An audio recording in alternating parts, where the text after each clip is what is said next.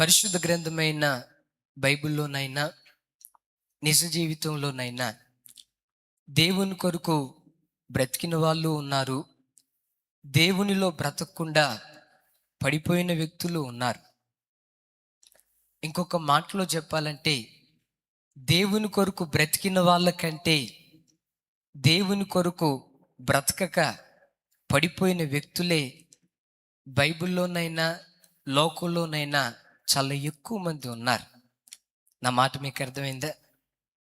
బైబిల్లోనైనా లోకంలోనైనా దేవుని కొరకు నిలవబడిన వారికంటే దేవునిలో పడిపోయిన వ్యక్తులే ఎక్కువగా ఉన్నారు. అందుకనే అపోస్తులుడైన పౌలు గారు కొరింథీ సంఘానికి ఉత్తరం రాస్తూ ఒక చక్కటి మాట అంటాడు. చూడండి ఆ మాట. కొరింథీలకు రాసిన మొదటి పత్రిక 10వ అధ్యాయం 13వ వచనం. కొరింథీలకు రాసిన మొదటి పత్రిక 10వ అధ్యాయం 13వ వచనం.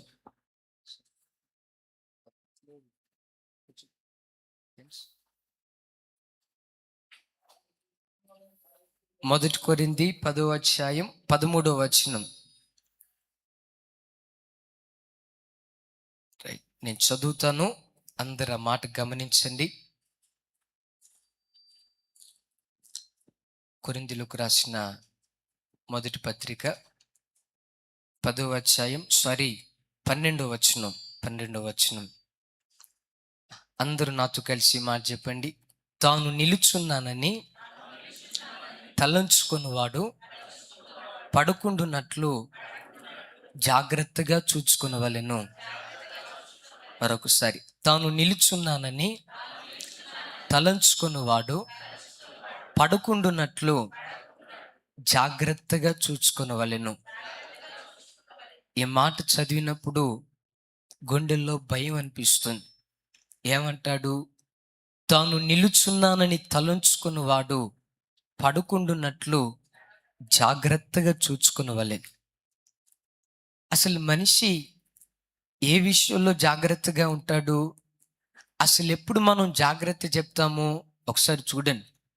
రోడ్డు మీద వెళ్తా ఉన్నప్పుడు అక్కడ ప్రమాదకరమైన మలుపు ఉందనుకో, జాగ్రత్త, నెమ్మదిగా వెళ్ళండి అని చెప్తాం కదా. ఏదైనా అపాయం సంభవించే ఆ స్థలం అనుకో, జాగ్రత్త, అపాయం జరగబోతుంది, నెమ్మదిగా వెళ్ళండి అని చెప్తాం కదా. పౌలు గారు కూడా కొరింథీ సంఘానికి ఉత్తరం రాస్తూ అంటాడు, తాను నిలుచున్నానని తలంచుకున్నవాడు పడుకుండున్నట్లు చూచుకొనవలెను అని అనలేదు. పడుకుండున్నట్లు జాగ్రత్తగా చూచుకునవలెను. ఎట్లా చూసుకోవాలి? పడుకుండున్నట్లు జాగ్రత్తగా చూసుకోవాలి. ఈరోజు వాక్యం వింటున్న దైవజనమా, ఆయన సన్నిధిలో నిలవబడి వాక్యం బోధించే నేనైనా, కూర్చుని వాక్యం వింటున్న మీరైనా, ప్రతి వ్యక్తి దేవునిలో తాను నిలవబడిన తర్వాత పడిపోకుండా జాగ్రత్తగా చూసుకునే వారిగా ఉండాలి. ఎందుకు జాగ్రత్త చెప్పాడో తెలుసా? పడిపోయే అవకాశం ఉంది, త్రొట్టిల్లిపోయే అవకాశం ఉంది, దేవునికి దూరం అయిపోయే అవకాశం ఉంది. కనుక తాను నిలుచున్నానని తలంచుకున్నవాడు పడిపోకుండా జాగ్రత్తగా తాను చూసుకొనవలెను అంటాడు. ఆదికాండం నుంచి ప్రకటన గ్రంథం వరకు కొన్ని వేల మంది భక్తులు ఉన్నారు. లోకంలో కూడా మనం ఎరిగిన వారిలో కూడా కొన్ని వందల మంది భక్తులు ఉన్నారు. దేవునిలో నిలవబడిన వారి కంటే దేవునిలో పడిపోయిన వాళ్ళే ఎక్కువ మంది ఉన్నారు. నా మాట అర్థమైందా? నిలవబడిన వారి కంటే పడిపోయిన వాళ్ళే ఎక్కువ మంది ఉన్నారు. కొన్ని నెలల క్రితం నేను అప్పుడే బయట నుంచి వచ్చాను. రావటంతోనే ఓ తమ్ముడు పరిగెత్తుకుంటూ వచ్చి, అన్నా నన్ను గుర్తుపట్టారా అన్నాడు. నేను ఒక క్షణం అట్లా ఆగాను. అన్నా నేనన్నా, నన్ను గుర్తుపట్టారా అన్నాడు. నాకేం అర్థం కాలేదు. అన్నా నేనన్నా నన్ను గుర్తుపట్టారా అన్నాడు. ఆ తమ్ముడు ఎట్లా ఉన్నాడో తెలుసా? మొత్తం జుట్టంతా పెరిగిపోయి, గడ్డమంతా పెరిగిపోయి, ఏదో యాక్సిడెంట్ అయిపోయి, ఈ కన్నుంది చూసారా, కన్ను ఇంతలో వాసి, మొహమంతా నల్లగా కమిలిపోయి బట్టలన్నీ చినిగిపోయి పిచ్చోడ్లాగా, అన్నా నేనన్నా నేనన్నా నన్ను గుర్తుపట్టారా అన్నాడు. తమ్ముడు నాకేం గుర్తు రావట్లేదు తమ్ముడు, నాకేం గుర్తు రావట్లేదు తమ్ముడు. అన్నా నేనన్నా మీతో మాట్లాడాను, నేనన్నా. తమ్ముడు నాకేం గుర్తు రావట్లేదు తమ్ముడు.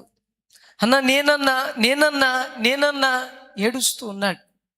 ఎవరు తమ్ముడు, ఎక్కడుంటావు, అసలు ఏం చేస్తావు, నీ పేరేంటి అని దగ్గర తీసుకొని మాట్లాడితే సెల్ ఫోన్లో ఆ తమ్ముడు ఫోటో చూపించి, నేనన్నా పలానా మందిరానికి వెళ్ళేవాడిని,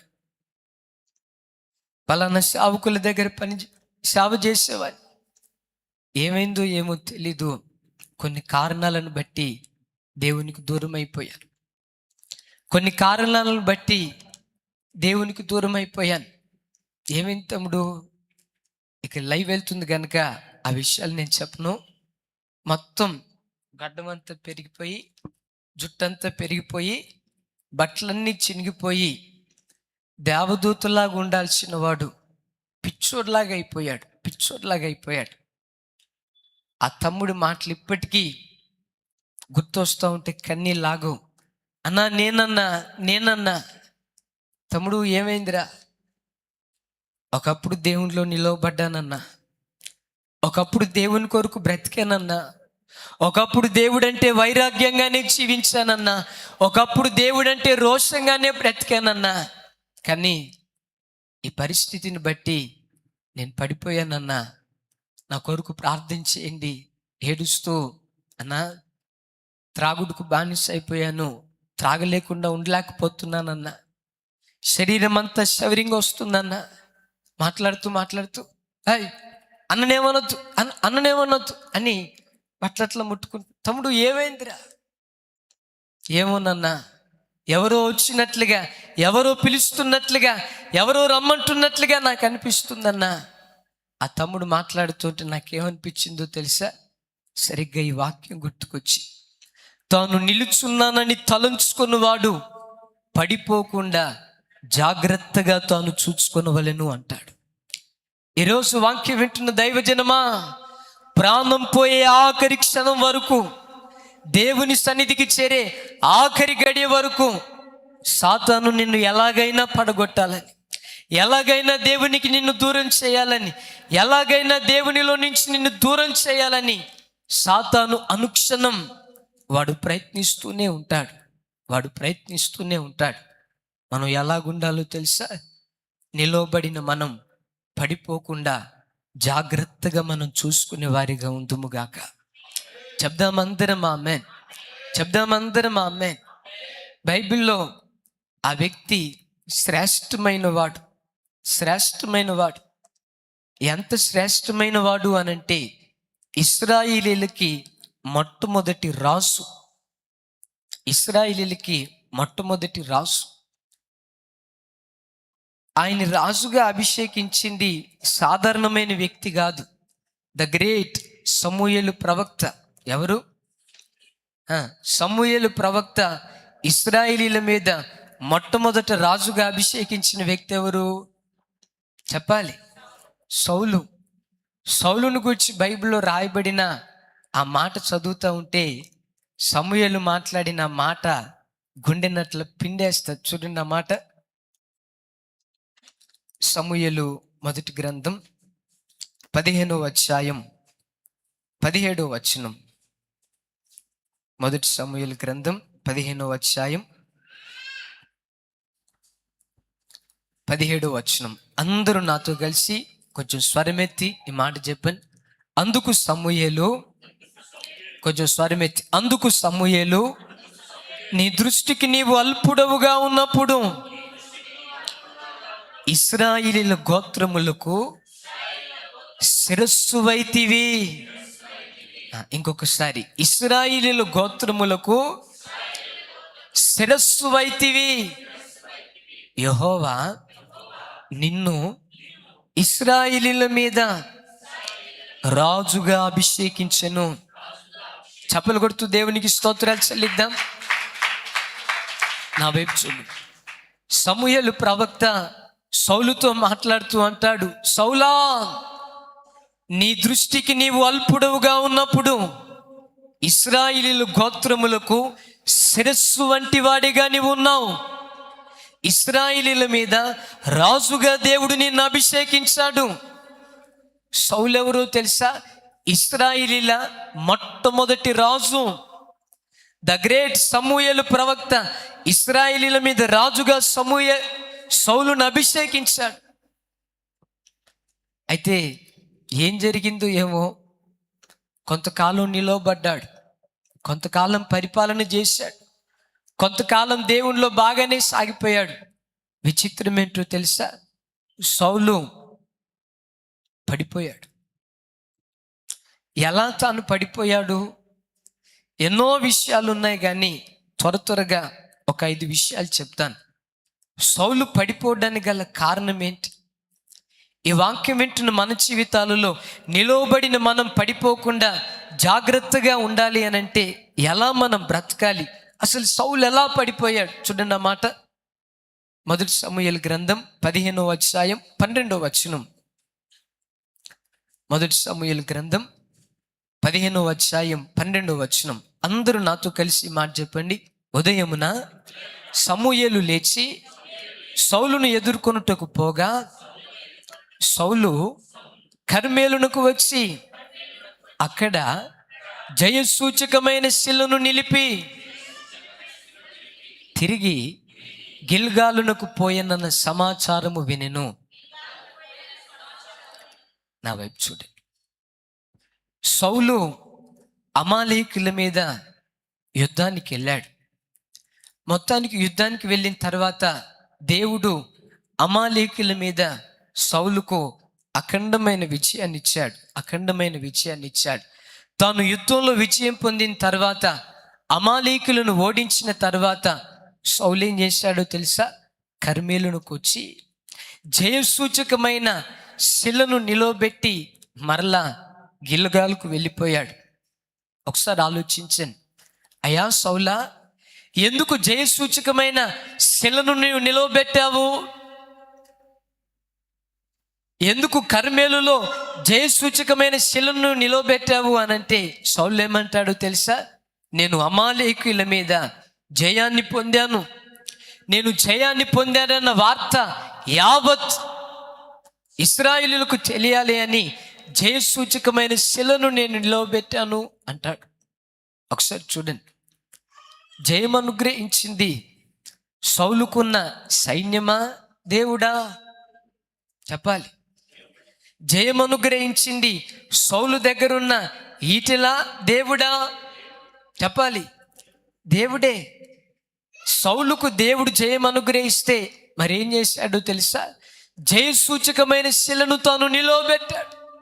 నేనెంత గొప్పవాణ్ణో, నాకున్న సైన్యం ఎంత బలమైందో, నాకున్న రౌతులు ఎన్ని వేలున్నాయో, నా దగ్గర ఉన్న పనివారు ఎన్ని లక్షల మంది ఉన్నారో అని జయసూచకమైన శిలను తాను నిలవబెట్టినట్లుగా లేఖనాల్లో మనం చూస్తాం. దైవజనమా, సౌలు పడిపోవడానికి గల కారణం ఏంటో తెలుసా? సౌలులో ఉన్న ఆ గర్వపు మనస్సే.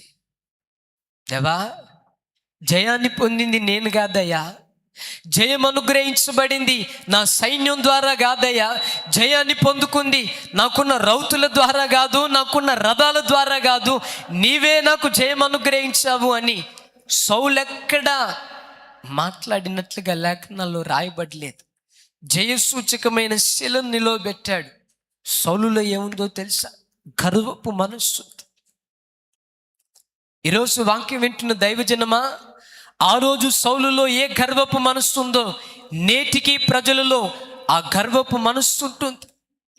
కొందరు వారికి ఉన్న బలాన్ని బట్టి గర్విస్తున్నారు, కొందరు వారికి ఉన్న ధనాన్ని బట్టి గర్విస్తున్నారు, కొంతమంది వారికి ఉన్న ప్రాంతాన్ని బట్టి గర్విస్తున్నారు, ఇంకొంతమంది వారికి ఉన్న అందాన్ని బట్టి గర్విస్తున్నారు.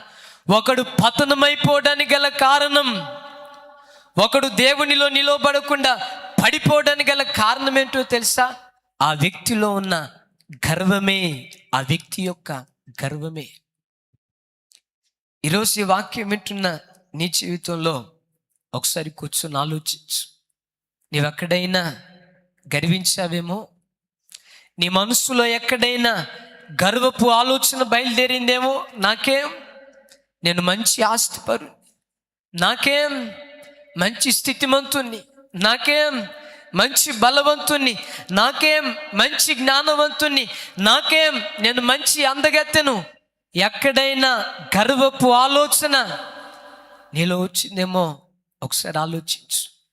గర్వం ఒక మనిషి యొక్క జీవితాన్ని పడగొడుతున్నట్లుగా దేవుని వాక్యం సెలవిస్తుంది. అసలు మనిషి గర్వించడానికి ఏం చూసుకొని గర్వించడం ఒకసారి చూడండి. అందాన్ని చూసుకొని గర్విద్దామా? అందం ఎంతకాలం ఉంటుంది? ఒక్క వ్యాధితో ఉన్న అందం అంతా దూరం అయిపోతుంది. నీ ఆస్తిని బట్టి నువ్వు గర్వించుదామనుకుంటే, నీకొచ్చే కష్టాన్ని బట్టి ఒక్క దెబ్బతో నీ సంపద మొత్తం దూరం అయిపోతుంది. ఒకవేళ నాకేమండి మంచి పేరుంది, నీ పేరును బట్టి నీవు గర్వించిన ఒక్క చిన్న తప్పుతో నీకున్న ఆ పేరు మొత్తం దూరం అయిపోతుంది. ఇంకొక మాటలో చెప్పాలంటే అసలు మనిషే ఒక్క క్షణంలో కనుమరుగైపోతాడు. అందము మనకు శాశ్వత కాలం కాదు, సంపద మనకు శాశ్వత కాలం కాదు, గౌరవం మనకు శాశ్వత కాలం కాదు. ఇంకొక మాట అంటాను, అసలు మనమే చెప్పాలి, అసలు మనమే శాశ్వత కాలం కాదు. మరి దేనికి గర్వం? మనిషి ప్రతి దానికి గర్విష్ఠుడిగా బ్రతుకుతున్నాడు. నా దేవుని వాక్యం ఏమని సెలవిస్తుందో తెలుసా? గర్విష్ఠుడా, నేను నీకు విరోధిని. గర్విష్ఠులకు ఎవరు విరోధి? మనుషులు విరోధులు గారు, బంధువులు విరోధులు గారు, రక్త సంబంధికులు విరోధులు గారు. సాక్షాత్తు గర్విష్ఠులకు దేవుడే విరోధి. ఈ వాక్యం వింటున్న నీ జీవితంలో ఒకవేళ సౌలులాగా ఎక్కడైనా గర్వించిన ఆలోచన నీలో ఉంటే, ఈరోజు ప్రభువుని అడుగు, దేవా, నిలవబడిన నేను పడిపోకుండా, గర్వపు మనస్సు లేశమైన నాలో రాకుండా అనుక్షణం దీనుడిగా మీ కొరకు బ్రతికి కృప నాకు దయచేయని కోరుకుందాం. అట్టి కృప దేవుడు అనుగ్రహించును గాక. చెప్దాం అందరం ఆమేన్. అంటాడు సమూయేలు ప్రవక్త, సౌలా, నీ దృష్టికి నీవు అల్పుడవుగా ఉన్నప్పుడు, నీ దృష్టికి నీవు తక్కువ వాడిగా ఉన్నప్పుడు, నిన్ను నీవు తగ్గించుకొని ఉన్నప్పుడు ఇశ్రాయేలీయుల గోత్రములకు శిరస్సు అయ్యావు. ఆ శిరస్సు ఏమైపోయింది? పడిపోయింది. ఎందుకు పడిపోయింది? తనను తాను హెచ్చించుకున్నాడు గనక. రెండో మాట చెప్తా, సౌలు ఎందుకు పడిపోయాడు, ఎందుకు తన జీవితం పతనమైపోయిందో లేఖనాల్లో మనం చూస్తే చూడండి. ఆ మాట సమూయేలు మొదటి గ్రంథం 15వ అధ్యాయం 24వ వచనం. మొదటి సమూయేలు గ్రంథం 15వ అధ్యాయం 24వ వచనం నేను చదువుతాను.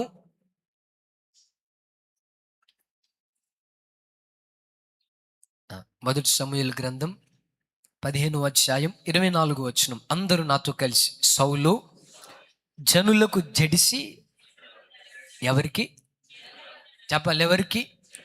సౌలు జనులకు జడిసి వారి మాట వినినందున నేను యెహోవా ఆజ్ఞను నీ మాటలను మీరి పాపము తెచ్చుకొంటిని.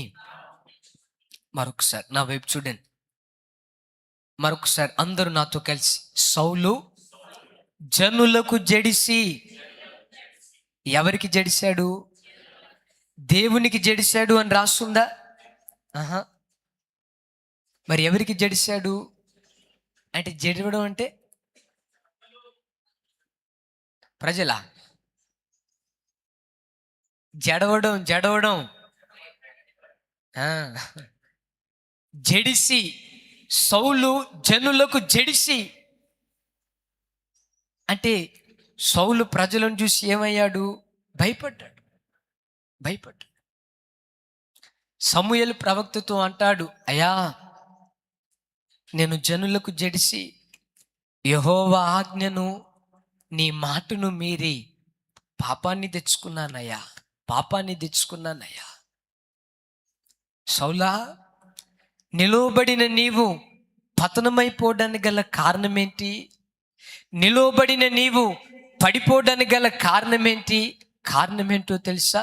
సౌలు జనులకు జడిశాడు. జనులకు భయపడ్డాడు కానీ దేవునికి భయపడలేదు. జనులకు భయపడ్డాడు కానీ దేవుడంటే సౌలులో భయం లేదు. ఈరోజు వాక్యం వింటున్న దైవజనమా, లోకంలో చాలా మంది ప్రజలు నిలవబడి దేవునిలో సాగినట్లుగా సాగి పడిపోవడానికి గల కారణం ఏంటో తెలుసా? ఈ రోజుల్లో ప్రజల్లో దేవుని భయం కంటే మనుషుల భయం అధికమైపోయింది. నా మాట అర్థమైందా? దేవుని భయం కంటే మనుషుల భయం ప్రజల్లో అధికమైపోయింది. ప్రజలు నన్ను చూస్తున్నారే, భయపడుతున్నారు. ప్రజలు నా త్రోవను గమనిస్తున్నారే, భయపడుతున్నారు. ప్రజలు నా చర్యనంతా గుర్తెరుగుతున్నారే, భయపడుతున్నారు. కానీ నా దేవునికి నా పరిస్థితి తెలుస్తుందని భయపడే ప్రజలు లోకంలో చాలా కొద్దిమంది మాత్రమే. ఈరోజు వాక్యం వింటున్న దైవజనమా, ఒకసారి కూర్చొని ఆలోచించు. ఈ వాక్యం వింటున్న నీ జీవితంలో నీవు మనుషులంటే ఎక్కువగా భయపడుతున్నావో, దేవుడంటే ఎక్కువగా భయపడుతున్నావో ఆలోచించు. సౌలు జనులకు జడిసి దేవుని ఆజ్ఞను మీరాడు. ఈ వాక్యం వింటున్న నీ జీవితంలో ఒకసారి కూర్చొని ఆలోచించు. నీ ఉద్యోగం చేసే ఉద్యోగ స్థలంలో అనుక్షణం ప్రజలకు భయపడుతున్నావేమో. అమ్మో, ఈ ఉద్యోగం చేస్తున్న నేను తప్పు చేస్తే ప్రజలు నన్ను గమనిస్తారేమో. ఇంత గొప్ప ఉద్యోగం చేస్తున్న నేను తప్పు చేస్తే నా పై అధికారులు గమనిస్తారేమో. అధికారులకు భయపడుతున్నావు, భయపడాలి. ప్రజలకు భయపడుతున్నావు, అట్లాగని భయపడుతూ బ్రతకాలని కాదు, భయపడాలి. దానికి మించి దేవుడంటే నీ గుండెల్లో భయం ఉందా? దేవుడంటే నువ్వు భయంతో బ్రతుకుతున్నావా? ఒకసారి ఆలోచించు. చాలామంది దేవుని భయం కాదు, మనుషుల భయంతో బ్రతుకుతారు. మనుషుల భయం మనల్ని ఏం చేస్తుందో తెలుసా? వేషధారిగా మనల్ని చేస్తుంది. ఎట్లా చేస్తుంది? వేషధారిగా మనల్ని చేస్తుంది. చూడండి, 10 మంది మన దగ్గర ఉన్నప్పుడు మనం ఏదో గొప్పోలుగా కనపరుచుకోవాలని, మనం ఏదో భక్తిపరులుగా కనపరుచుకోవాలని. చూడండి, 10 మంది మధ్యలో ఉన్నప్పుడు మన ప్రవర్తన ఒక రీతిగా ఉంటుంది, ఒంటరిగా ఉన్నప్పుడు మన ప్రవర్తన ఒక రీతిగా ఉంటుంది. నా మాట అర్థమైందా? 10 మంది మధ్యలో ఉన్నప్పుడు మన మాట విధానం ఒక రీతిగా ఉంటుంది, ఒంటరిగా ఉన్నప్పుడు మన మాట విధానం ఒక రీతిగా ఉంటుంది. 10 మంది మధ్యలో ఉన్నప్పుడు సెల్ ఫోన్ వాడే విధానం ఒక రీతిగా ఉంటుంది, ఒంటరిగా ఉన్నప్పుడు నీ సెల్ ఫోన్ వాడే విధానం ఒక రీతిగా ఉంటుంది. నువ్వు దేవునికి భయపడకుండా మనుషులకు భయపడితే దేవుని వాక్యం సెలవిస్తుంది, ఆ వ్యక్తి వేషధారి. దేవుడు అంటాడు, నేను వేశ్యలనైనా క్షమిస్తానేమో కానీ వేషధారులను పొరపాటును క్షమించను. నేను వేశ్యలనైనా క్షమిస్తాను కానీ వేషధారిని క్షమించను. అయ్యా, ఎందుకయ్యా నువ్వు వేషధారులను క్షమించవు? మందిరానికి వచ్చినప్పుడు నీ ప్రవర్తన ఒక రీతిగా ఉండి, నీ ఇంటి దగ్గర నీ ప్రవర్తన ఇంకొక రీతిగా ఉంటే దేవుడు ఎలా క్షమిస్తాడు? మందిరానికి వచ్చినప్పుడు నీ ప్రవర్తన ఒక రీతిగా ఉండి, ఉద్యోగ స్థలంలో నీ ప్రవర్తన ఇంకొక రీతిగా ఉంటే దేవుడు ఎలా క్షమిస్తాడు? మందిరానికి వచ్చినప్పుడు నీ మాట తీరు ఒక రీతిగా ఉండి, నీ ఇంటి దగ్గర నీ మాట తీరు వేరే రకంగా ఉంటే దేవుడు ఎలా క్షమిస్తాడు? ఒకసారి ఆలోచించు. సౌలు జనులకు జడిసి. దైవజనమా, ప్రతి క్రైస్తవుడు ఎలా బ్రతకాలో చెప్తాను. మనుషుల భయం మనలో ఉన్నా లేకపోయినా దానికంటే మించి దేవుని భయంతో మనం బ్రతికే వారిగా ఉందుముగాక. చెప్దామందరం ఆమేన్. దేవుని భయంతో నువ్వు బ్రతుకు. లేఖనాల్లో రాయబడిన మాట, యెహోవా యందైన భయం పవిత్రమైనది. చెప్దామందరం ఆమె. యెహోవా యందైన భయం ఎటువంటిది? అది పవిత్రమైనది. నీ జీవితంలో కూర్చున్నా లేచినా, నువ్వు ఏ పని చేస్తా ఉన్నా, నువ్వెక్కడికి వెళుతా ఉన్నా, అనుక్షణం దేవుడు నన్ను చూస్తున్నాడు, దేవుడు నన్ను గమనిస్తున్నాడు, దేవుడు నా మాటలు వింటున్నాడు, దేవుడు నా నడకను గమనిస్తున్నాడు. దేవుని భయంతో నువ్వు బ్రతుకు. తెలియకుండానే దేవుడు కోరుకున్నంత పరిశుద్ధత నీలో కలగడానికి దేవుడు కృప చూపిస్తాడు. చెప్దామందరం ఆమె. సహజంగా ప్రతి మనుషులకే భయపడతాడు. ఇట్లాగే ఓ చర్చిలో చెప్పులు పోతా ఉన్నాయంట. పాస్టర్ గారు నిలవబడి చెప్పాడంట, ఒరే నాయనా, ఆల చెప్పులు వేసుకోవడం అసలు మనకు మంచిది కాదు. అసలు ఈరోజు రేపట్లో చెప్పులు కొనుక్కోనంత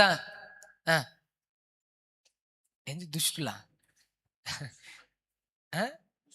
దుస్థిత. ఈరోజు రేపట్లో చెప్పులు కొనుక్కోనంత పేదోళ్ళు ఎవరు లేరు కదా, ఆల చెప్పులు వేసుకోవద్దు అని చెప్పి పాస్టర్ గారు నిలవబడి చెప్పాడంట. ఇంటున్న జనాలు కూడా చెప్పేటప్పుడు ఓకే అయ్యగారు అన్నట్టుగా తలకే బాగానే ఊపారంట. వాక్యమంతా అయిపోయి తిరిగి వెళ్ళేటప్పుడు చెప్పుల స్టాండ్ దగ్గర మరలా ఆల చెప్పులు వీళ్ళు చెప్పులు ఆలు వేసుకుని వెళ్ళిపోయారంట. ఆ ఆరాధనకు వచ్చిన వాళ్ళు పాస్టర్ గారి దగ్గరికి వచ్చి, అయ్యగారు ఈరోజు మా చెప్పులు పోయాయి అని చెప్తే పాస్టర్ గారికి అర్థం కాక, ఇందాకే నేను చెప్పా కదా చెప్పులు వేసుకోకూడదు అని చెప్పి ఈసారి మరలా వచ్చే వారం చెప్పాడంట. ఏమని చెప్పాడు? పొరపాటున మనం బయట వాళ్ళ చెప్పులు, వేరే వాళ్ళు చెప్పులు వేసుకోకూడదు, అది మనకు మంచిది కాదు, దేవుని బిడ్డలు మనం అంతా అసలు అట్లా ఉండకూడదు అని చెప్పాడంట. ప్రజలు కూడా సరేనాయ్ గారు అని మరలా వెళ్ళిపోయేటప్పుడు మరలా ఆల చెప్పులు ఈ చెప్పులు వేసుకొని వెళ్ళిపోయారంట. మరలా ఆరాధనకు వచ్చిన వాళ్ళు, అయ్యగారు మా చెప్పులు పోయినా, ఈసారి అసలు చర్చికి రావాలంటేనే కొత్త చెప్పులు వేసుకొని రావాలంటేనే భయం అనిపిస్తుంది. కొత్త చెప్పులు వేసుకున్న వాళ్ళ పరిస్థితి ఎట్లా ఉంటుందో తెలుసా? చెప్పులు వేసుకొని అక్కడ స్టాండ్లో పెట్టి కూర్చొని వాక్యం వింటాడు, కానీ చెప్పులు ఉన్నాయో పోయాయో, అసలే కొత్త చెప్పులు 4 షాపులు తిరిగితే కానీ ఆ చెప్పులు దొరకలే. ఎంతో ఆశపడి కొనుక్కున్నాను అని చెప్పి కూర్చొని పొరపాటున చెప్పులు దొరకవు. నేను కూడా కొత్త చెప్పులు అప్పుడే కొనుక్కొని చర్చికి వెళ్ళా.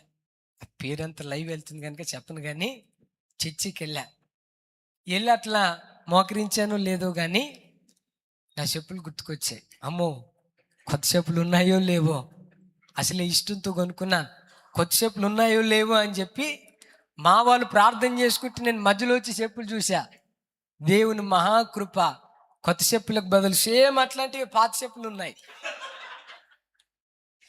ఏమయ్యాయిరా చెప్పులు? మొత్తానికి ఆ పాస్టర్ గారికి చెప్పారంట, అయ్యగారు మైకులో చెప్తే పని కాదు అయ్యగారు, మరేం చేయాలరా? ఓ బోర్డు పెట్టాలా. ఏమని బోర్డు పెట్టాలా? చూచుచున్న దేవుడు. ఏ దేవుడు చెప్పాలి? ఏ దేవుడు?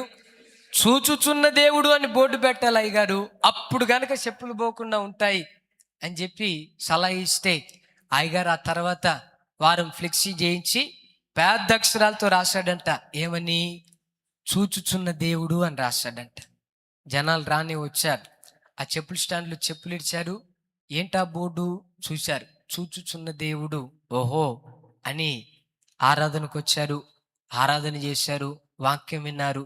తిరిగి వెళ్ళేటప్పుడు మరలా ఆల చెప్పులు వీళ్ళు చెప్పులు వాళ్ళు వేసుకుని వెళ్ళిపోయారంట. మరలా ఆరాధనకు వచ్చిన వాళ్ళు అన్నారంట, అయ్యగారు మా ఒరే మరలా చెప్పులు పోవడం ఏంట్రా? తాటికాయ అక్షరాలతో బోర్డు రాశా. ఏమని? చూచుచున్న దేవుడు అని రాశా. అసలు ఈ ప్రజలకి నా భయం లేకపోయే, దేవుని భయం లేకపోయా. అసలు చెప్పులు పోకుండా ఉండాలంటే ఏం చేయాలా? ఈలోపు ఎవరో కార్పొరేట్ ఫీల్డ్లో ఉద్యోగం చేసే వాళ్ళు అన్నారంట, అయ్యగారు చూస్తున్న దేవుడు అని రాసినంత మాత్రాన, చూడని దేవుడు అని రాసినంత మాత్రాన ఉపయోగం లేదు. మరి ఎట్లా ఉపయోగం రా? ఇక్కడ సీసీ కెమెరాలు పెట్టాలి అయ్య గారు అన్నాడంట. ఏ కెమెరాలు? సీసీ కెమెరాలు పెట్టాలి అయ్య గారు, పెట్టి మీరు ఒక బోర్డు రాయాలి. ఏమని? ఈ మందిరము సీసీ కెమెరాల పర్యవేక్షణలో ఉంది అని ఒక బోర్డు రాయండి అయ్య గారు అన్నాడంట. ఓహో, ఈ ఆలోచన కూడా బాగానే ఉంది అని ఈసారి వారంలో సీసీ కెమెరాలు పెట్టించి అక్కడ ఒక బోర్డు రాశాడంట. ఏమని? ఈ మందిరము సీసీ కెమెరాల పర్యవేక్షణలో ఉంది అని రాశాడంట. జనాలు రాని వచ్చారు, చెప్పులు ఇడిచారు, చూడ్చారు. ఈ మందిరం సీసీ కెమెరాల పర్యవేక్షణలో ఉంది. ఓహో అని ఆరాధన చేసుకున్నారు, వాక్యం విన్నారు. తిరిగి వెళ్ళిపోయేటప్పుడు ఎవరి చెప్పులు ఆలే వేసుకొని సైలెంట్గా వెళ్ళిపోయారంట. ఆ వారం నుంచి అయ్యగారు మా చెప్పులు పోయాయని ఒక్కరు చెప్పలేదంట. అయ్యగారు అనుకున్నారంట, దేవుని భయం కంటే, పాస్టర్ భయం కంటే వీళ్ళలో సీసీ కెమెరాల భయం ఎక్కువైపోయింది. ఎందుకు? ఒకవేళ సీసీ కెమెరాలు కనుక చూస్తే నేను దొరికిపోతానేమో, ఆ సంగతి 10 మందికి తెలిసి దేవునని ప్రజలకు భయపడుతున్నారు, కానీ దేవునికి భయపడే వాళ్ళు లోకంలో లేరు. సౌలా, ఎవరికి జడిశావు? జనులకు జడిశాడు, జనులకు జడిశాడు, దేవునికి జడవలా. ఈ రోజుల్లో కూడా చూడండి, ప్రజలు దేవునికి భయపడరు, దేవునికి భయపడరు. ఎవరికి భయపడతారో తెలుసా? మనుషులకు భయపడతారు. ఇంకా విచిత్రమైన మాట చెప్తాను, నా వైపు చూడండి. షుగర్ వచ్చింది అని డాక్టర్ చెప్పడంతోనే గడగడగడ వణుకుతారు. అమ్మో, నాకు షుగర్ వచ్చిందట. మరి సీట్లు తినకపోతే, షుగర్ రాకపోతే ఏమొచ్చింది? నా మాట అర్థమైందా? సరే చూడండి, డాక్టర్ అన్నాడు షుగర్ వచ్చింది, బీపీ వచ్చింది. బీపీ ఎంత ఉందో తెలుసా? 350 ఉంది. ఓయమ్మ, 350 అనటంతోనే మనిషి గడగడగడ వణుకుతాడు. రోగం వచ్చింది అంటే భయపడుతున్నాడు, కానీ దేవుడు ఉన్నాడు అంటే భయపడట్లేదు. రోగం నిన్ను నాశనం చేస్తుంది అంటే భయపడుతున్నాడు, కానీ నీవిలా బ్రతికితే దేవుని ఉగ్రత నీ మీదికి వస్తుంది అంటే మనిషి భయపడట్లేదు. ఈరోజు వాక్యం వింటున్న దైవజనమా, ఒకసారి కూర్చొని ఆలోచించు. నీలో మనుషుల భయం ఉందా? దేవుని భయం ఉందా? సౌలు పడిపోవడానికి గల కారణం ఏంటో తెలుసా? మనుషులకు జడిసి. ఈ వాక్యం వింటున్న మనలో ఏ ఒక్కరిలో మనుషుల భయం కాదు, దేవుని భయం కలిగిన వారిగా మనం బ్రతుకుదుము గాక. చప్పలు కొడుతూ దేవునికి స్తోత్రాలు చెల్లిద్దాం. నా వైపు చూడండి, పౌలు గారు మాట్లాడుతూ అంటారు, తాను నిలుచున్నానని తలంచుకొనివాడు పడిపోకుండా జాగ్రత్తగా చూసుకోవాలి. ఎట్లా చూసుకోవాలి చెప్పాలి? జాగ్రత్తగా చూసుకోవాలి. ఇప్పుడు పెళ్ళికి వెళ్తా ఉన్నాం అనుకో, బట్టలు వేసుకున్న తర్వాత ఏం చేస్తాము? పెళ్ళికి వెళ్ళిపోతామా? రెడీ అయిపోయిన తర్వాత ఏం చేస్తామో తెలుసా? 1-2 సార్లు అద్దం దగ్గరికి వెళ్ళి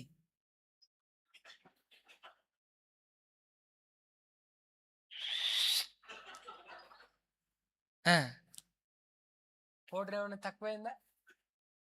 తక్కువైందా, జాగ్రత్తగా, బట్టలు బాగానే ఉన్నాయా, ఎక్కడైనా నలిగిందా, ఏమైనా మరకైందా, జాగ్రత్త చూసుకోవాలి. ఒకవేళ చూసుకోవద్దు అని చెప్పినంత మాత్రాన మనం ఏం చూసుకోకుండా ఉండంగా కదా, చూసుకుంటాం. కానీ వాక్యం ఏం సెలవిస్తుందో తెలుసా? నిలవబడిన వాడు పడిపోకుండా జాగ్రత్తగా చూసుకోవాలి. ఇశ్రాయేలీల మొట్టమొదటి రాజు సౌలు పడిపోవడానికి గల కారణం ఏంటో తెలుసా? 3వ విషయం చెప్తాను. సమూయేలు ప్రవక్త గిల్గాలునకు వస్తానని చెప్పి కొంచెం ఆలస్యమైంది. సమూయేలు ప్రవక్త రావడం ఆలస్యమైంది. సౌలు తెలుసుకొని ఏం చేశాడో తెలుసా? తానే బలిపీఠం దగ్గరికి వెళ్ళి బలర్పిస్తూ ఉన్నాడు.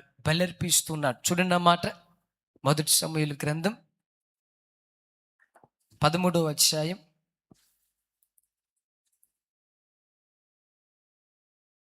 1 సమూయేలు గ్రంథం 13వ అధ్యాయం 8వ వచనం నుంచి ఆ మాటలు రాసుంటాయి. 13వ అధ్యాయం 8వ వచనం నుంచి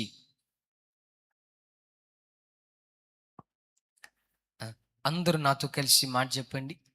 సమూయేలు చెప్పినట్టు అతడు 7 దినములు ఆగి సమూయేలు గిల్గాలునకు రాకపోవుటయు జనులు తన యొద్ద నుండి చెదరిపోవుటయు చూచి దహన బలులను సమాధాన బలులను నా యొద్దకు తీసుకొని రమ్మని చెప్పి దహన బలి అర్పించెను. అతడు దహన బలి అర్పించి చాలించిన వెంటనే సమూయేలు వచ్చెను. నా వైపు చూడండి. సమూయేలు వచ్చాడు.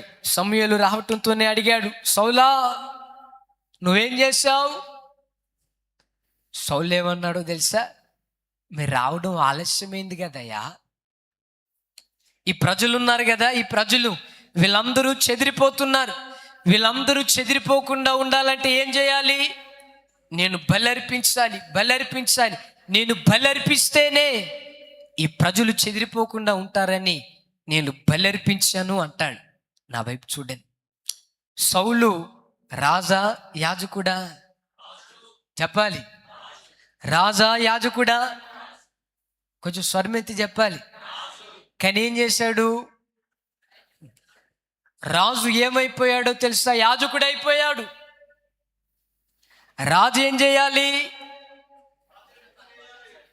రాజు ఏం చేయాలి?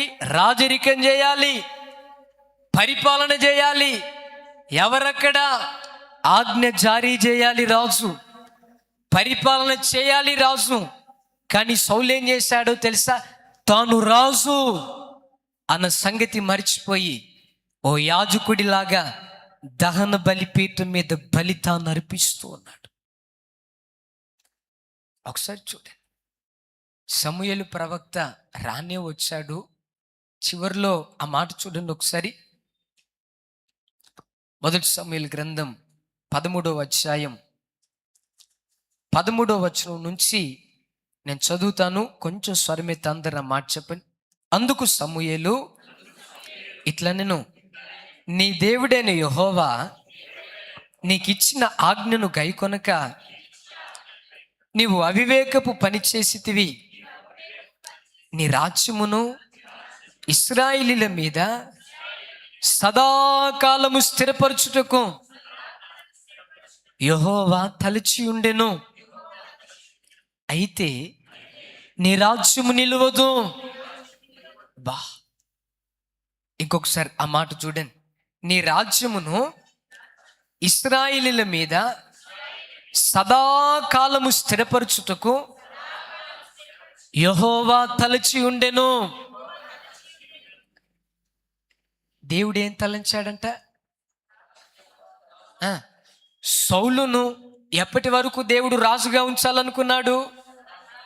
10 సంవత్సరాలు కాదు, 20 సంవత్సరాలు కాదు, 30 సంవత్సరాలు కాదు, 40 సంవత్సరాలు కాదు. సౌలును ఇశ్రాయేలీయుల మీద సదాకాలం దేవుడు రాజుగా ఉంచాలనుకున్నాడు. అంటాడు అక్కడ సమూయేలు ప్రవక్త, అయితే నీ రాజ్యం నిలవదు. అయ్యా, ఎందుకు నా రాజ్యం నిలవదు? నీవు రాజువు, కానీ ఏం చేస్తావో తెలుసా? యాజకుడిగా మారావు. సదాకాలము నీ రాజ్యాన్ని స్థిరపరచాలని ఉద్దేశించిన దేవుడు నీ రాజ్యాన్ని నీ యొద్ద నుంచి తీసివేస్తాడు. నీకంటే యోగ్యమైన వాడి కొరకు దేవుడు వెతుకుతూ ఉన్నాడు. ఇశ్రాయేలీయుల మీద రాజుగా నిలవబెడతాడు. 14వ వచనంలో ఉంటుంది. చూడండి, నా వైపు చూడండి. సౌలా, రాజ్యం దూరం అయిపోవడానికి గల కారణం ఏంటి? కారణం ఏంటో తెలుసా? రాజే యాజకుడిగా మారాడు. దైవజనమా, రాజు ఎప్పుడు రాజులాగే ప్రవర్తించాలి, యాజకుడు ఎప్పుడు యాజకుడిలాగే ప్రవర్తించాలి. చెప్దామందరం ఆమేన్. ఏం చెప్పాను? రాజు ఎప్పుడు రాజులాగే ప్రవర్తించాలి, యాజకుడు ఎప్పుడు యాజకుడిలాగే ప్రవర్తించాలి. మీరేం చెప్పట్లేదు. ఆ, రాజు ఎప్పుడు చెప్పాలి, యాజకుడు ఎప్పుడు యాజకుడిలాగే ప్రవర్తించాలి. రాజు యాజకుడు కాకూడదు, యాజకుడు రాజు కాకూడదు. నా మాట అర్థమైందా?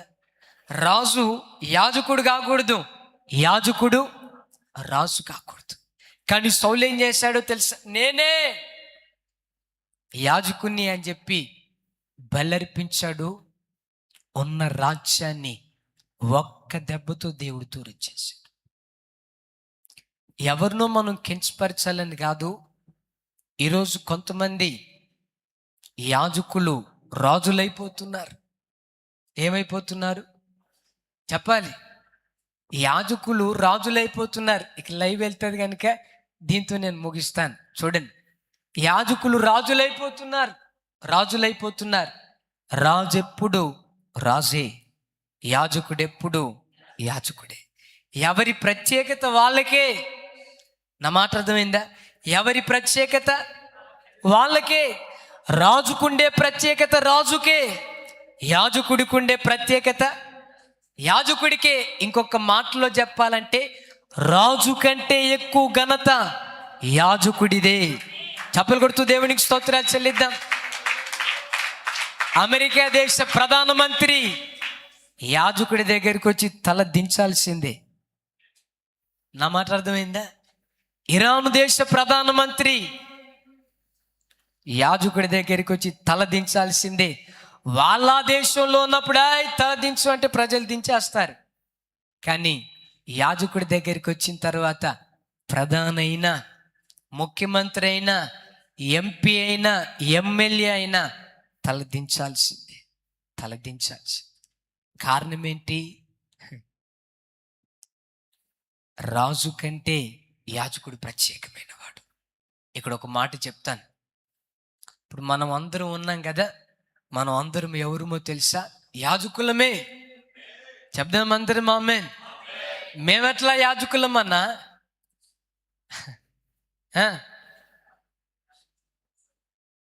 అంటాడు కదా, మీరు రాజులైన యాజక సమూహము అంటాడు కదా. యేసయ్య రక్తంతో కడగబడిన ప్రతి క్రైస్తవుడు యాజకులే. చెప్దామందరం ఆమేన్. యాజకులే. యాజకుడెప్పుడు ప్రత్యేకమైన వాడిగా ఉండాలి. చెప్దామందరం ఆమేన్. యాజకుడు అందరిలాంటి వాడు కాదు. ప్రజలలో ఒకడిగా ఉండవలసిన వాడు కాదు. యాజకుడెప్పుడు ప్రత్యేకమైన వాడిగా ఉండాలి. ఈ మాట చెప్తాను. ఉద్యోగం చేసే ఉద్యోగ స్థలంలో నువ్వు ప్రత్యేకమైన వాడిగా ఉండాలి. నీ ఇంటి దగ్గర, నీ చుట్టూతో ఉన్న ప్రజల మధ్యలో ఓ ప్రత్యేకమైన వాడిగా ఉండాలి. లేఖనాల్లో రాయబడింది కదా, 10,000 మంది పురుషులలో అతి కాంక్షణీయుడు. 10,000 మంది పురుషులలో అతి కాంక్షణీయుడు. 10,000 మంది పురుషులలో ప్రభు అతి కాంక్షణీయుడిగా బ్రతికినప్పుడు ఆయన రక్తంతో కడగబడిన ప్రతి వ్యక్తి ఆయనలాగా ప్రత్యేకమైన వారిగా బ్రతుకుదుముగాక. చెప్దామందరం ఆమేన్. 4వ విషయం చెప్తాను. సౌలు పడిపోవడానికి గల కారణం ఒకటి గర్వం. రెండోది, సౌలు పడిపోవడానికి గల కారణం మనుషులకు భయపడ్డాడు. మూడోది, తాను పడిపోవడానికి గల కారణం ఏంటో తెలుసా? రాజే యాజకుడయ్యాడు. రాజు రాజే, యాజకుడు యాజకుడే. నా వైపు చూడండి. గొల్యాతును దావీదు చంపిన తర్వాత ప్రజలందరూ ఏమని పాట పాడారో తెలుసా? దావీదునకు 10,000. కొంచెం స్వరం ఎత్తాలి. దావీదునకు 8,000. దావీదునకు 10,000, సౌలునకు. రాజెవరు? చంపిందెవరు? మరలా రాజెవరు? చంపిందెవరు? ఘనత ఎవరికి రావాలి?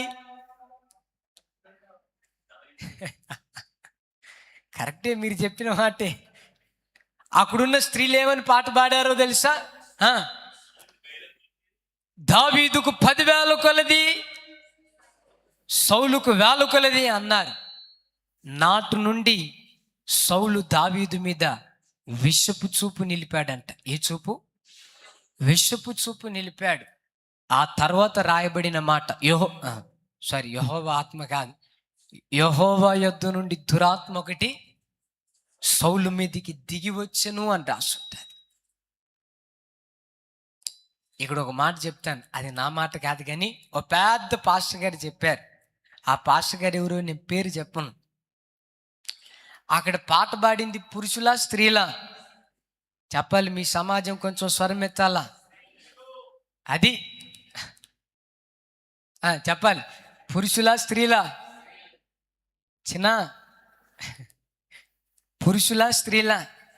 ఏమని పాట పాడారు? సౌలుకు 1,000 కొలది, దావీదుకు 10,000 కొలది అన్నారు. ఏం జరిగిందో తెలుసా? ఉన్న పాటను దురాత్మ దిగొచ్చి, అంటే అక్కోళ్ళ పాటలో అంత కృప ఉంటుందన్నమాట. మీరు అనొచ్చు, అన్న మరి బ్రదర్స్ పాడితే బైబిల్లో ఎక్కడ దురాత్మ దిగి వచ్చినట్టు రాయబడిందా అన్న? వెనకాల రాయబడిందా? దావీదు సితారా వాయిస్తే చాలు సౌలులో ఉన్న దురాత్మ కొడో సప్పట్లు. మీరు కాదులమ్మా, పురుషులకు అంత గొప్ప కృప దేవుడిచ్చాడు. చెప్పకుండా ఆమెనని మనం ఎంత గొప్పలమో తెలుసా? పౌలు శీలలు మధ్యరాత్రి వేళ పాటలు పాడుతూ ప్రభును స్తుతిస్తున్నప్పుడు ఏం జరిగింది? చెరసాల పునాదులు కదిలిపోయాయి. వీళ్ళు పాటలు పాడినప్పుడు ఏం జరిగింది అన్న? అందుకే రేపటి నుంచి పాటలు పాడమన్న అనకండి. అది నా మాట కాదు, పెద్ద పాస్టర్ గారు చెప్పారు. ఆయన ఎవరు తర్వాత చెప్తా. క్రీస్తు యేసునందు స్త్రీ అని పురుషుడని భేదం లేదు. రైట్, చూడండి దావీదు ఏం చేశాడు. దావీదును కూర్చి ఆ స్త్రీలు పొగడుతోనే సౌలు ఏం చేశారు తెలుసా? విషపు చూపు నిలిపాడు. ఏ చూపు చెప్పాలి? ఏ చూపు? విషపు చూపు నిలిపాడు. కొంతమంది చూపు ఎట్లుంటుందో తెలుసు. ఇడు నాకంటే వెనక నుంచి హైదరాబాద్ వచ్చినట్టున్నాడే. అసలు వీడికి ఉద్యోగం దొరకడానికి కారణం ఎవరు? ఆడికి రూమ్ మధ్య కూడా దొరకపోవడానికి కారణం నేనే. నాకంటే ఎట్లా ఆశీర్వదించబడ్డాడు. వాళ్ళు లుక్ వేస్తారు. ఏమేస్తారు? వాళ్ళు కొంతమంది అసూయతో బ్రతుకుతారు. ఎదుటోడు ఆశీర్వదించబడ్డాడు అనుకో, ప్రభా నీకు స్తోత్రం, వారిని ఆశీర్వదించినందుకు నీకు స్తోత్రం. తినడానికి తిండి లేని పరిస్థితులు హైదరాబాద్ వచ్చాడు, ఈరోజు ముద్ద భోజనం ఇచ్చినందుకు స్తోత్రం అనడు. ఎట్లాగీడు ప్రతిరోజు జొమాటో బుక్ చేస్తున్నాడు? ఎట్లాగీడు ప్రతిరోజు స్విగ్గీ బుక్ చేస్తున్నాడు? నా దగ్గర యాప్ కూడా లేకపోయే లేదా అని కొంతమంది చూడండి, ఎదుటోడు ఆశీర్వదించబడతా ఉంటే ఓర్వలేరు ప్రజలు. అసూయతో బ్రతుకుతారు. వాక్యం వింటున్న దైవజనమా, ఏ క్రైస్తవుడు తన జీవితంలో అసూయపరుడిగా బ్రతకూడదు. నీకంటే ఎదుటోడు ఎక్కువ ఆశీర్వదించబడినా నీ గుండెల్లో ఏ మనస్సు ఉండాలో తెలుసా? ప్రభా ఆ వ్యక్తిని ఇంకా ఆశీర్వదించు, ప్రభా ఆ వ్యక్తి కుటుంబాన్ని ఇంకా దీవించు, హృదయమార స్తుతించాలే కానీ అసూయతో బ్రతకూడదు. ఈరోజు ఈ వాక్యం వింటున్న నీ జీవితంలో ఎదుటి వ్యక్తి ఎక్కడైనా నీకంటే ఎక్కువ ఆశీర్వదించబడతా ఉంటే, అసూయతో బ్రతుకుతూ ఉంటే, యేసు నామములో ఆ అసూయ మనస్సు దేవుడు సిలువ వేయునుగాక. చెప్దామందరం ఆమేన్. ఎదుటోడు మనకంటే ఎంత ఎత్తుకు ఎదుగుతా ఉన్నా వాడి ఎదుగుదలను చూసి హృదయమారా దేవుని స్తుతించు. ఒక రోజు వస్తుంది, ఆ వ్యక్తిని ఆశీర్వదించిన దానికంటే 2 అంతలుగా దేవుడు నిన్ను ఆశీర్వదిస్తాడు. ఆ వ్యక్తిని దీవించిన దానికంటే 2 అంతలుగా నా దేవుడు నిన్ను దీవించడం ప్రారంభించును గాక. చెప్దామందరం ఆమేన్. ఎవరైనా నిలబడి పాటలు పాడుతూ ఉన్నప్పుడు దేవుడు ఏం కంఠస్వరం ఇచ్చాడు, భలే పాడుతున్నారు కదా. నీ అంతరంగములో నుంచి అలా ప్రభువును స్తుతించు. నువ్వు నిలబడి పాడుతూ ఉన్నప్పుడు తెలియని అభిషేకాన్ని దేవుడు కుమ్మరించడం ప్రారంభిస్తాడు. అది ఒక పాటేనా, ఆమెది ఓ గొంతేనా, నా గొంతుంది చూసి అనుకోవద్దక్క. ఎప్పుడు అసూయతో పొర్రపాటును మనం బ్రతుకుదామా? బ్రతకూడదు, పొరపాటున బ్రతకూడదు. ఒకరోజు ఓ వేటగాడు ఆకాశంలో ఎగురుతున్న పక్షిరాజును వేటాడదామని చెప్పి గురిపెట్టి చూస్తూ ఉన్నాడంట. ఈలోపు ఇంకో పక్షిరాజు వచ్చి ఆ వేటగాడి దగ్గరికి వచ్చి అందంట, చూడు బాగా గురిపెట్టి చూడు, కొడితే దెబ్బకి అది కింద పడాలి, గురి మిస్ అయిపోకూడదు, చూడు బాగా చూడు అని అంటా ఉందంట. ఈడు పక్కనే ఉండి దాన్ని చూశాడంట. అది ఆకాశంలో ఎగురుతున్న పక్షిరాజు, ఇది ప్రక్కనే ఉన్న పక్షిరాజు. ఈడు తెలివిగా అన్నాడంట, నా బాణం అంత ఎత్తులోకి వెళ్ళాలంటే నాకు ఈకలు కావాలి. ఏం కావాలి? ఈకలు కావాలా?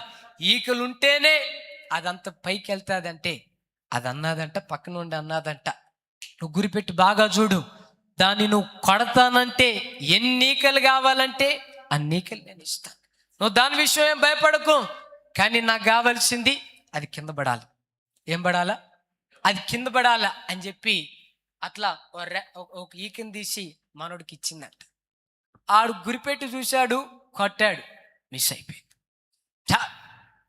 నువ్వు ఏమంటారు, దాన్ని ఏమంటారు,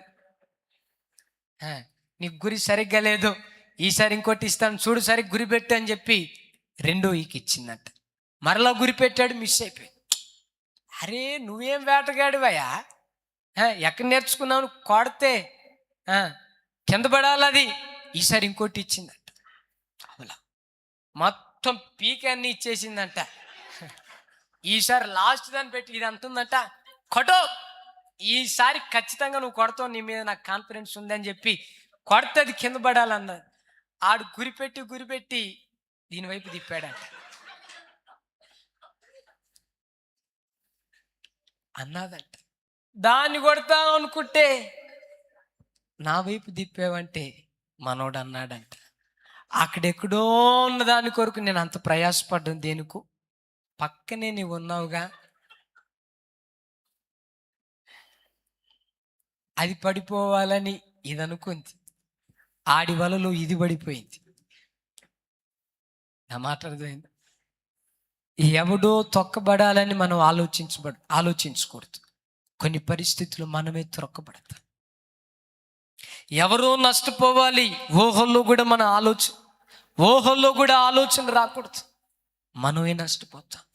ఎవరైనా ఆశీర్వదించబడతా ఉంటే ఆ వ్యక్తిని ఇంకా ఆశీర్వదించు ప్రభా, ఆ కుటుంబాన్ని ఇంకా ఆశీర్వదించు ప్రభా. హృదయమార కోరుకుంటే నీ ఊహకు మించిన ఆశీర్వాదం నిశ్చయముగా దేవుడు కుమ్మరించునుగాక. చెప్దామందరం ఆమేన్. చివరి మాట చెప్పి ముగిస్తాను. చూడండి అందరం మాట, సమూయేలు మొదటి గ్రంథం 28వ అధ్యాయం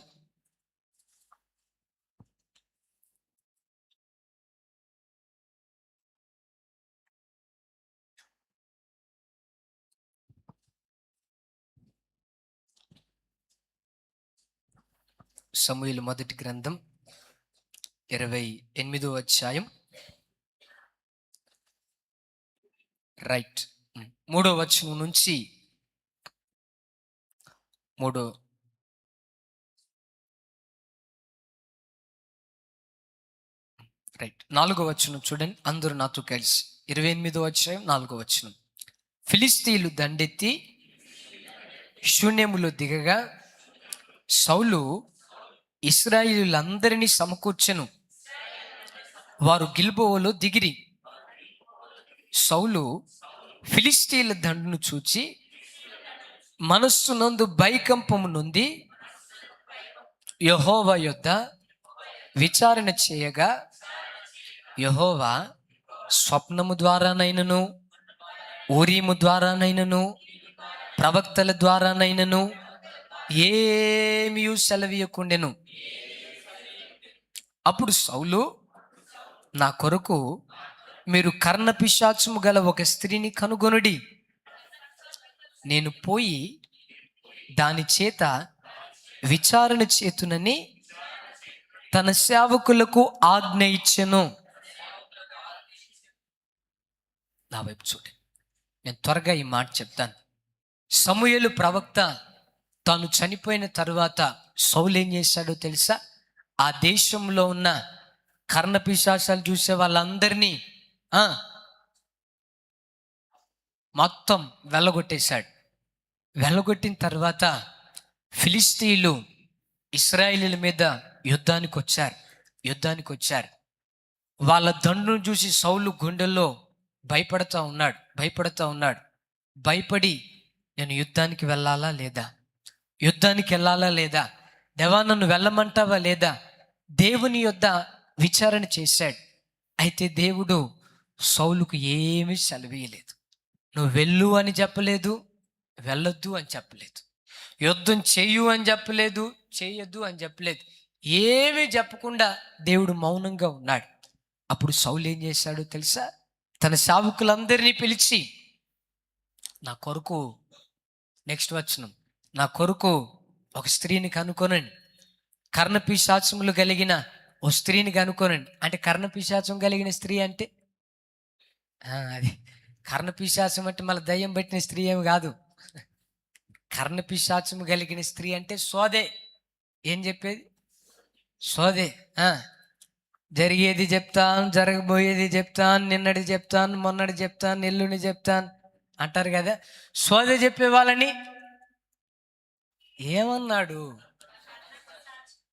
అదేనక్క, ఏమన్నాడు? నా యొద్దకు తీసుకొని రండి. ఎందుకయ్యా? నేను యుద్ధానికి వెళ్ళాలా వద్దా, ఆమె దగ్గర నేను తెలుసుకుంటాను అన్నాడు. నా మాట అర్థమైంది?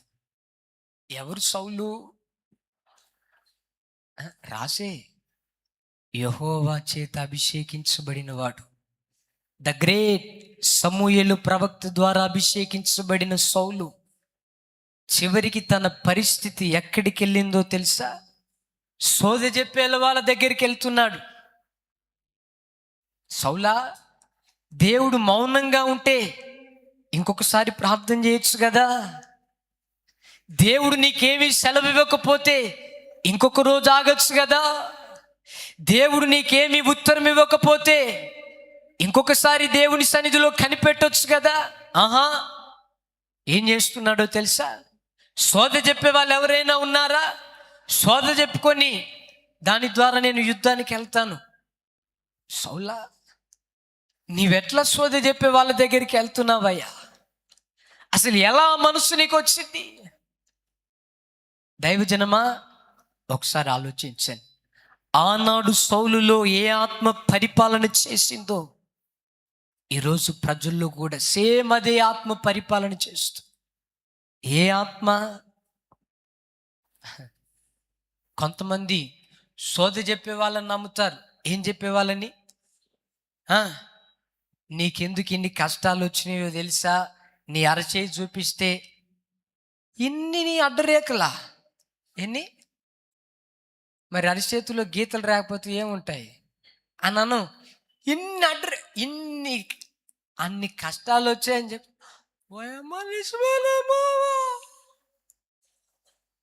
జనాలు ఏమైపోయారో తెలుసు, సోద చెప్పే వాళ్ళ దగ్గరికి వెళ్తున్నారు. ఎవరైనా నీ యొద్దకు వచ్చి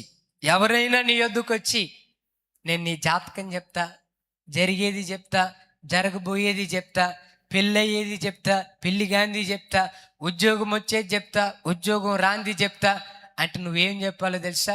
నేను సచ్చేది చెప్తా, బతికేది చెప్తా, నువ్వు రా అని చెప్పాలి.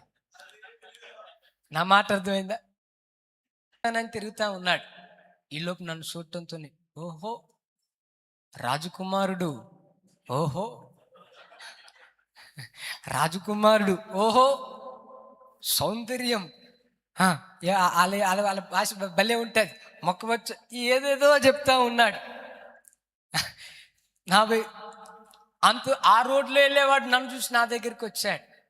నేను అప్పటికి మీటింగ్ అడవుడు అని చెప్పి నేను వెళ్తా ఉన్నాను. నా దగ్గరికి వచ్చి, ఆగండి సార్, మీకు మామూలు వైభోగం లేదు, ఏదో చెప్తా ఉన్నాడు. నేను చూసి అన్నాను, నేను కూడా నీ బ్యాచ్ అన్నా. అవునా, మీరెక్కడ సార్? మీరెక్కడ సార్? నేను పాస్టర్ అని చెప్పిన. మనోడి దారి మనోడు వెళ్ళిపోయాడు. చాలా మంది చూడండి, క్రైస్తవులే పంతుల దగ్గరికి వెళ్ళి ముహూర్తాలు చూస్తారు. క్రైస్తవులే నా జాతకం ఎట్లుందో చెప్పు, నా రాత ఎట్లుందో చెప్పు. నీ రాత ఎట్లా లేదు, నీ రాత ఎట్లా లేదు. నీ భవిష్యత్ అంతా దేవుని చేతిలో ఉంది. చెప్దామందరం ఆమేన్, చెప్దామందరం ఆమేన్. చూడండి, సౌలు ఎవరి యొద్దకు వెళ్తున్నాడు? మంత్రాలు చూసే వాళ్ళ దగ్గరికి వెళ్తున్నాడు, శకునాలు చెప్పే వాళ్ళ దగ్గరికి వెళ్తున్నారు. దైవజనమా, ఏ క్రైస్తవుడు తన జీవితంలో మంగళవారం మంచిది కాదండి, శనివారం అస్సలు మంచిది కాదండి, అమావాస్య అస్సలు మంచిది కాదండి, పున్నమి అస్సలు మంచిది కాదండి, నల్ల పిల్లి ఎదురైతే అబ్బోబాబా అస్సలు మంచిది కాదండి అనకూడదు. ఒకటే గుర్తుపెట్టుకో, నీకంటే ముందు నల్ల పిల్లి ఎదురైంది అనుకో, నాకంటే ముందు దానికి ఏదో పని ఉన్నట్టుంది, అది వెళ్తుంది అనుకోవాలి. కానీ నల్ల పిల్లి ఎదురైందా పొరపాటున అనుకోకూడదు. నా మాట అర్థమైందక్క? నల్ల పిల్లి ఎదురైతే వెనక్కేయకూడదు. పోనీలే, ఎవరు ఆత్రం? ఏం ఆత్రం నీ ఒక్కడికే ఉంటాడా? చెప్పాలి. నీకంటే పాపం దానికే పిల్లి ఫోన్ చేసిందో, వాళ్ళ బంధువులు ఉంటారు కదా, మనకు బంధువులు ఉన్నట్టు వాళ్ళ బంధువులు ఉంటారు కదా, నీకంటే ముందుగా దానికి ఆత్రమై అది బయలుదేరింది అట్లా అనుకోవాలి. కానీ ఏదో జరిగింది అంటాడు పౌలు గారు. నిలవబడిన వాడు పడిపోకుండా జాగ్రత్తగా చూసుకునేవాళ్ళను, జాగ్రత్తగా చూసుకునేవాళ్ళను. సౌలా ఇశ్రాయేలీలో మొట్టమొదటి రాజువు కదా, పడిపోవడానికి గల కారణం ఏంటి? నంబర్ 1, సౌలు గర్విష్ఠుడిగా బ్రతికాడు. రెండోది, ప్రజలకు భయపడ్డట్లుగా చూస్తామే కానీ దేవునికి భయపడ్డట్లుగా సౌలులో ఎక్కడ మనం చూడం.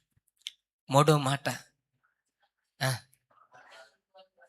యాజకుడిగా మారాడు. రాజు రాజే, యాజకుడు యాజకుడిగానే ఉండాలి. నాలుగో మాట, అసూయతో బ్రతికాడు. అసూయ ఎంత మాత్రము మంచిది కాదు. ఐదో మాట, ఎవరి దగ్గరికి వెళ్తున్నారు తెలుసా? సోది చెప్పే వాళ్ళ దగ్గరికి వెళ్తున్నాడు. సౌలు జీవితం పతనమైపోయింది.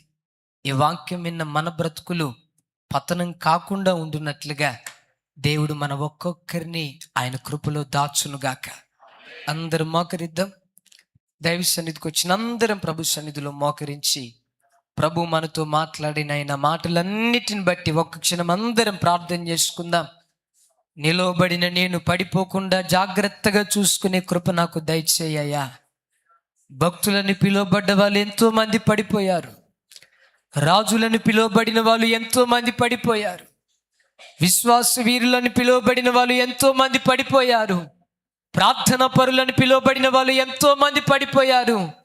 దేవా నేను పడిపోకూడదయ్యా, దేవా నేను పడిపోకూడదయ్యా, నన్ను నిలవబెట్టేసయ్యా, నన్ను నిలవబెట్టు. అడుగుదాం అందరం, కొంచెం స్వరమెత్తి అడుగుదాం. గర్వపు మనస్సున్న దరిచరినివ్వకయ్యా. మనుషులకు భయపడేవాడిగా నేను ఉండకూడదయ్యా, మనుషులకు భయపడేవాడిగా నేను బ్రతకూడదయ్యా. యెహోవా యందైన భయం అది పవిత్రమైనదని రాయబడినట్లు నీ భయం కలిగి నేను బ్రతకాలేసాయా. దేవా కృప నాకు దయచేయి. రాజే గాని యాజకుడిగా మారిపోయాడు. నేను ప్రజలలో సామాన్యమైన వాడిగా ఉండకూడదయ్యా, ఓ ప్రత్యేకమైన వాడిగా నీ కొరకు నేను బ్రతకాలి స్వామి. ఇతరులను చూసి ఎక్కడే నేను అసూయ పడకూడదయ్యా, ఎక్కడ వాళ్ళ ఆశీర్వాదాన్ని చూసి నేను అసూయ పడకూడదయ్యా. ఎవరి యొద్దకు మంత్రగాల యొద్దకు, సోద చెప్పే వాళ్ళ యొద్దకు నేను వెళ్ళకూడదు ప్రభా. కడవరకు నీ కొరకు నేను బ్రతుకున్నట్లు నన్ను బలపరచయ్యా. నిలవబడిన నేను పడిపోకుండా జాగ్రత్తగా చూసుకునే కృప నాకు దయచేయి. కడవరకు నన్ను నిలవబెట్టేస్తాయా. కడవరకు నన్ను నిలవబెట్టేస్తాయా అంటూ అందరం ఈ పాట పాడుకుంటూ ప్రభువుని ఆరాధన చేసుకుందాం.